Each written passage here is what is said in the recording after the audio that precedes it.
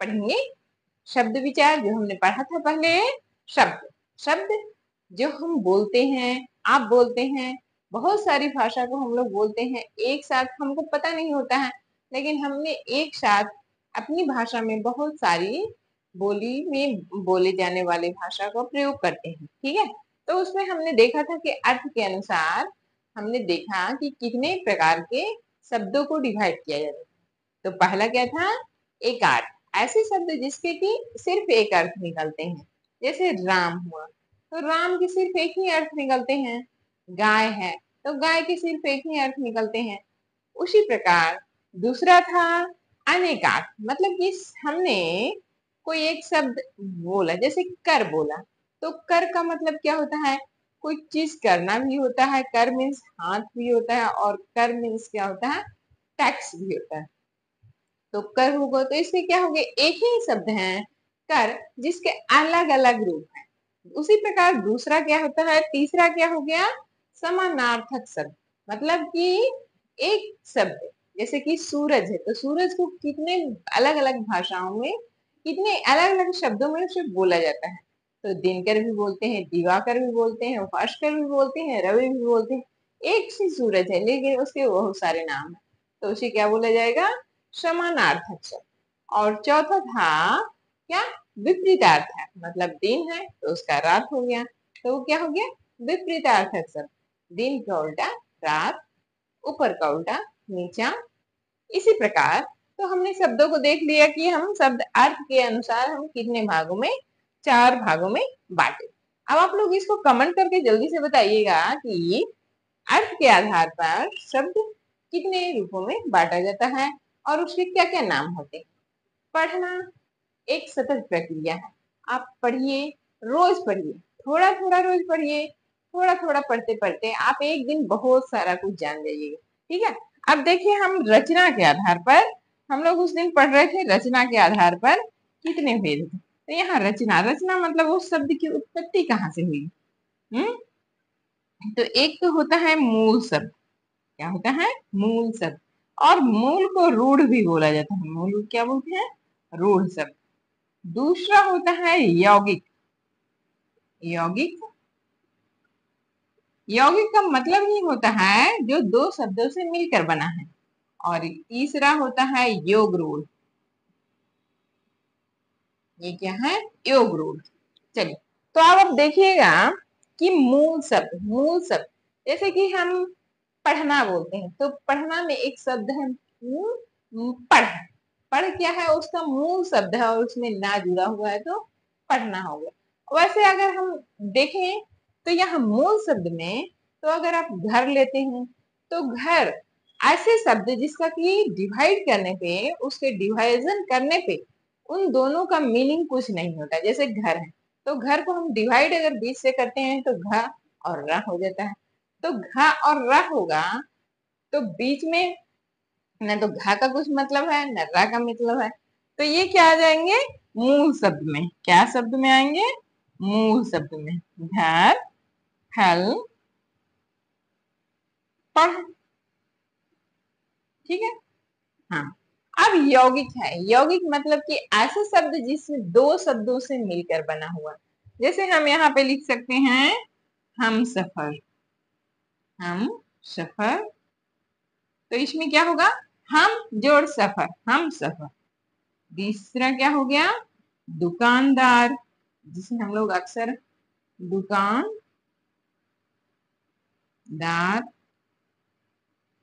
और क्या हो सकता है कि आप बेटी भी लिख सकते हैं, या फिर अपमान, या फिर थानेदार लिख सकते हैं, फल वाला लिख सकते हैं। इसमें क्या होता है? फल और वाला, फल और वाला, फल वाला हो गया। सु जोड़ मंगल, सुमंगल। तो इसमें सु को अलग कर दिया और मंगल को अलग कर देंगे तो दोनों के मीनिंग है सु मतलब अच्छा, मंगल मतलब शुभ। तो यहाँ पे यौगिक का मतलब क्या होता है कि ऐसे दो शब्द जिसको बाइंड कर दिया जाए, जिनको साथ में जोड़ दिया जाए, तो वो क्या शब्द हो गए? यौगिक शब्द। और यहाँ पे हो गया योग रूढ़। योग रूढ़ का मतलब होता है ऐसे शब्द जिनके जो शब्दों दो शब्दों या दो से अधिक शब्दों से मिलकर बन सकते हैं, लेकिन वो उसका मीनिंग, जैसे कि अब यहाँ देखिए, यहाँ हम और सफर, मतलब हमारे साथ जो सफर करने वाला है, हम सफर होगा। तो दुकान, दुकान में जो बैठता है जो दुकानदार बोलते हैं। लेकिन यहाँ पे क्या होता है कि अगर दुकान दुकान जोड़दार जोड़ेंगे तो उसका अलग ही मीनिंग हो जाएगा। जैसे कि यहाँ देखिए, नील जोड़ कंठ, नील जोड़ कंठ। तो अब नीलकंठ है, तो नीलकंठ में क्या हुआ, देखिए, नीला है कंठ जिसका, तो नीला है कंठ जिसका, तो कौन है वो, तो नीलकंठ आता है शंकर भगवान के लिए। वैसे ही आप बोल सकते हो, क्या बोल सकते हैं, लंबोदर, जिनका उदर लंबा है उनको लंबोदर बोलते हैं। तो किनका उदर लंबा है, तो गणेश भगवान का। तो लंबोदर, जिनका उदर लंबा है उन्हें लंबोदर बोलते हैं। लेकिन यहाँ लंबोदर बोलने पे गणेश भगवान का प्रतिबिंब आ रहा है, यानी कि गणेश ये योग रूढ़ है, योग रूढ़ है। नीलकंठ यानी कि जिसका नाम शंकर है, वो क्या है, नीलकंठ है। अगर हम कहेंगे तो उनके बारे में बोला जा रहा है, यानी कि वो योग रूढ़ शब्द है। वैसे ही हम दूसरा भी बोल सकते हैं, जैसे चारपाई। अब देखो, जिसके चार पैर हैं, तो बहुत सारे ऐसे चीज होते हैं चार पैर वाले, जैसे कि जानवर भी होते हैं या फिर कुर्सी भी होता है। लेकिन हम कुर्सी को चारपाई नहीं बोलते हैं, हम जानवर को चारपाई नहीं बोलते, हम खाट जो बिछाते हैं उसे चारपाई बोलते हैं। तो जब चारपाई हम बोले, लेकिन कोई एक विशेष वस्तु के बारे में वो बोला जाए, तो वो क्या हो जाता है, योग रूप। ठीक है। अब आगे हम पढ़ते हैं स्रोत के आधार पर।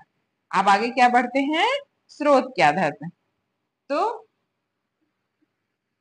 इसे हम थोड़ा इरेज कर दें।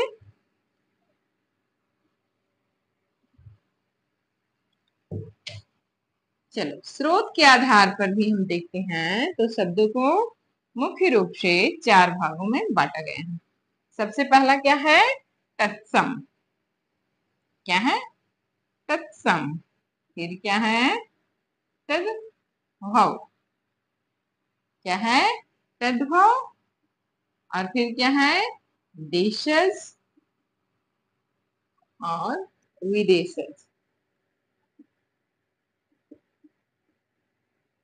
चलिए, अब देशज और विदेशज शब्द हो गए। अब यहाँ पे हमको देखना है, ध्यान देना है कि स्रोत मतलब ये शब्द आए कहाँ से, स्रोत मतलब ये शब्द आए कहाँ से। तो तत्सम का मतलब होता है ऐसे शब्द जो संस्कृत से सीधे हिंदी शब्दों में हम उच्चारण करते हैं, तो वो आ जाता है। जैसे कि प्रातः, अग्नि, और क्या यूज करते हैं हम लोग, मुख, या फिर जिह्वा। ये जो शब्द हैं, ये सब क्या है, तत्सम रूप है। यानी कि जो संस्कृत के शब्द हैं वो सीधे हमारे हिंदी शब्दों में प्रयोग होता है, तो उसे हम तत्सम बोलते हैं। उसे क्या बोलते हैं, तत्सम। जैसे कि आप कार्य भी लिख सकते हैं, अग्नि, या फिर जिह्वा, या, चलिए,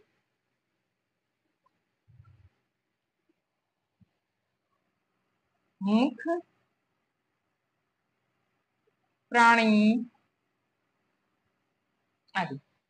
तत्सम समझ में आ गया, ऐसे शब्द जो संस्कृत से सीधे उठकर हिंदी में आ जाएं और उसका हम प्रयोग करें, तो उन्हें क्या बोलते हैं, तत्सम शब्द। अब हो गया तद्भव। तद्भव ऐसे शब्द होते हैं जो संस्कृत से आते तो हैं, लेकिन वो संस्कृत जैसा यूज नहीं होता। उनका यूज कैसा होता है, उनका अपभ्रंश यूज होता है, मतलब कि उन शब्दों का को बिगाड़ दिया जाता है। उन शब्द को बोलते बोलते हम उन शब्दों को का रूप को बिगाड़ दिए हैं। मतलब मान लीजिए, कार्य को हम क्या बोलते हैं, काम। अग्नि को क्या बोलते हैं, आग। जीवा को क्या बोलते हैं, जीव।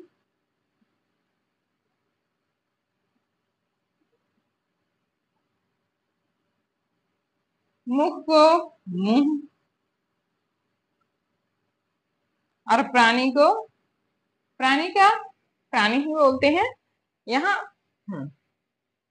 या फिर इसमें और शब्दों को आप जोड़ सकते हो, जैसे कि सप्त होता है तो उसे सात बना दिए हैं, हस्त होता है तो उसे हाथ बना दिए हैं, इस प्रकार। यानी कि तद्भव मतलब होता है ऐसे संस्कृत शब्द जिसको हम हिंदी में प्रयोग तो करते हैं, लेकिन उसका उसको संस्कृत रूप में ना प्रयोग करके उसे हिंदी रूप में प्रयोग करते हैं। तो मतलब अब कार्य है, कार्य को हम काम बोलते हैं, अग्नि को आग बोलते हैं, जीवा को जीव बोलते हैं, मुख को मुंह बोलते हैं, शब्द को सात बोलते हैं, और हस्त को हाथ बोलते हैं। ठीक है, चलिए आप देखते हैं देशज। देशज मतलब होता है जो देश की भाषा है, जो देश की आम बोलचाल की भाषा है, जो हमारे क्षेत्रीय भाषाओं में जो शब्दों का प्रयोग किया जाता है उसे देशज शब्द कहते हैं। तो देशज शब्द में क्या होता है, जैसे खिड़की,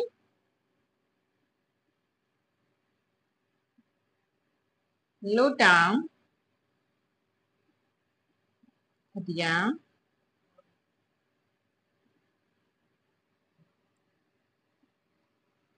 ठीक है। तो ऐसे शब्द जो हमारे देश की भाषा हो और जो हमारे लोकल आम बोलचाल की भाषा में प्रयोग होता है उसे देशज शब्द कहते हैं। अब हो गया विदेशज। तो विदेशज मतलब क्या होता है, विदेशज का मतलब होता है कि ऐसे शब्द जो हमारे देश की भाषा ना होकर दूसरे देश से आई है, जैसे कि डॉक्टर,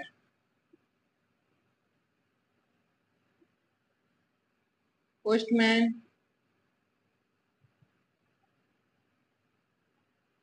पोस्टमैन, और क्या होता है, पेन, डाक, बैंक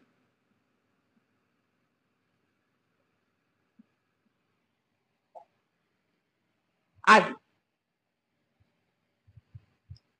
अक्सर हम देखते हैं कि हम बहुत ज्यादा विदेशी शब्दों का प्रयोग करते हैं, जैसे कि डॉक्टर, पोस्टमैन, पेन, बैंक, या फिर कार, मोटरसाइकिल। तो ये सब क्या शब्द है, ये सब विदेशी शब्द है। ये सब क्या शब्द है, विदेशी शब्द है। और इन शब्दों को विदेशी शब्द बोला जाता है। इन शब्दों को क्या बोला जाता है, विदेशी शब्द। ठीक है, अब आगे हम बढ़ते हैं कि व्याकरणीय प्रयोग, व्याकरणी व्याकरणिक के आधार पे हमारे जो शब्द हैं वो कितने प्रकार से डिवाइडेड होते हैं।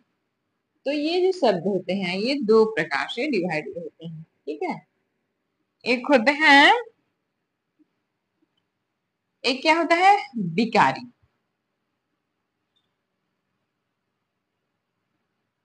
और दूसरा होता है अविकारी।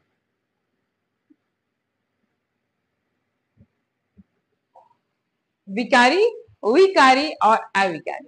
अब आप सोचते होंगे कि विकारी और अविकारी का मतलब क्या होता है। तो विकारी का मतलब होता है ऐसे शब्द जिनको जो सेंटेंस के अनुसार चेंज होते रहते हैं, जैसे कि राम खेलता है। तो यहाँ खेलता है राम के लिए प्रयोग है, राम खेलता है। ठीक है, अब यहीं पे फिर से हम बोलते हैं कि सीता खेलती है। तो जो खेलता अभी था वो खेलती हो गया। तो वो सेंटेंस के अकॉर्डिंग जब उसमें चेंज आ जाए तो उसे क्या बोलते हैं, विकारी। उसे क्या बोलते हैं, विकारी। तो इसमें जब आप पढ़ेंगे व्याकरणीय में तो यहाँ पे आपको वो सब शब्द आ जाएंगे, जैसे जितने भी संज्ञा हैं वो सब विकारी शब्द होते हैं, जितने भी सर्वनाम होते हैं वो सब सर्वनाम वो सब विकारी होते हैं, और जितने भी क्रिया या विशेषण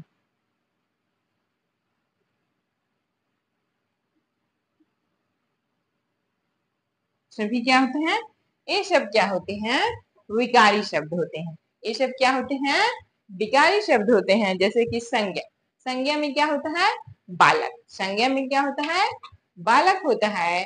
तो अगर हम देखें तो बालक, बालक खेल रहा है।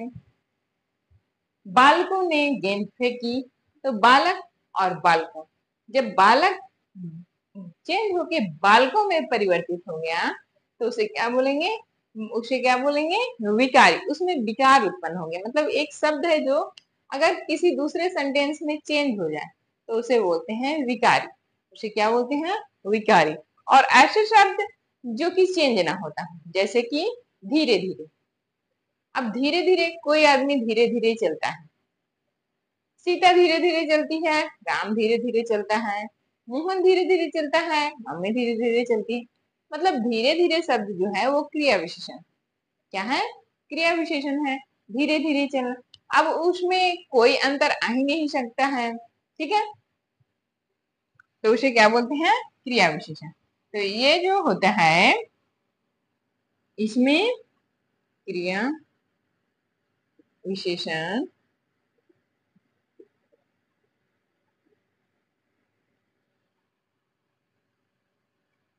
संबंध बोधक, इसको आप लोग पढ़ेंगे समुच्चय बोधक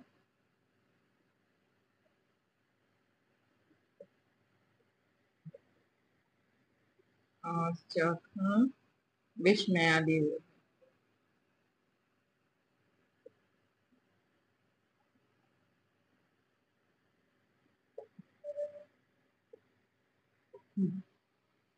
तो हमने देखा कि व्याकरणिक के अनुसार शब्द के दो भेद होते हैं।